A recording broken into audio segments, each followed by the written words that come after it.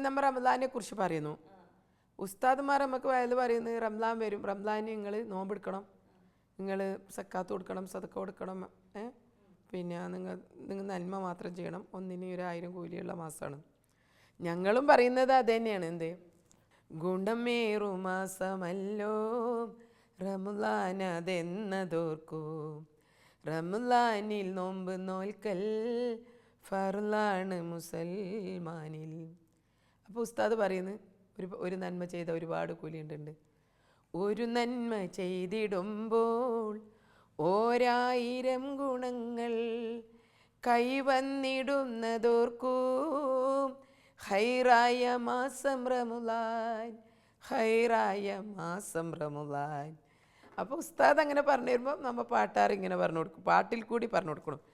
രണ്ടാമതെന്ന് വെച്ച് കഴിഞ്ഞാൽ നമുക്ക് ഈ പാട്ടിലൊരു സംഗീതമുണ്ട്. അപ്പം ശ്രദ്ധ ഏറ്റവും കൂടുതൽ വരുന്നത് സംഗീതത്തിലേക്കാണ് എന്ന് വിചാരിച്ചിട്ട് മതപ്രസംഗം മോശമൊന്നുമല്ല, നമ്മളൊക്കെ മതപ്രസംഗം കേട്ടിട്ടാണ് വളർന്നത്. മാത്രമല്ല, ഞാൻ മതാചാരപ്രകാരം നോക്കുകയാണെങ്കിൽ പണ്ടത്തെ കാലഘട്ടത്തിൽ കുറേ ചരിത്രങ്ങളുണ്ടല്ലോ, അത് ഞാൻ ഏറ്റവും കൂടുതൽ മനസ്സിലാക്കിയത് പാട്ടിൽ കൂടിയാണ്. പാടി ബിലാൽ എന്ന പൂങ്കുയിലെ പണ്ട് പാവനദീനിൻ തേനീശയിലെ ബിലാൽ റളിയല്ലാഹു അനുഭവിച്ച ചരിത്ര സംഭവമായ കഥകൾ. ഇപ്പോൾ ബിലാൽ റളിയല്ലാഹു എന്തൊക്കെ അനുഭവിച്ചിട്ടുണ്ട് അതൊക്കെ ഞാൻ കണ്ടത് പാട്ടിൽ കൂടിയാണ്. അതുപോലെ തന്നെ ആയിഷ ബീബി റളിയല്ലാഹു അൻഹുവിന് അപവാദങ്ങളുണ്ടായത് സൂറത്ത് നൂറിലുണ്ട്, ഖുർആനിൽ തന്നെ ഉണ്ട്.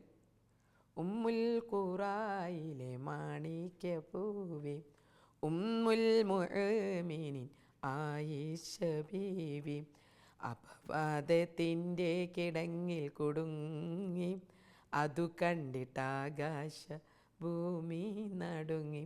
അപ്പോൾ അത് ആയിഷ ബീബി റളിയല്ലാഹു അൻഹുവിന് ഒരു കാലം അപവാദങ്ങളുണ്ടായിരുന്നു. ഇന്ന് നമ്മൾ ഈ അനുഭവിക്കുന്ന അപവാദങ്ങളും ചിലപ്പോൾ നമുക്ക് ഒരു ഇതാവാൻ വേണ്ടിയിട്ട് അന്ന് അള്ളാഹു ഇറക്കിയതായിരിക്കാം.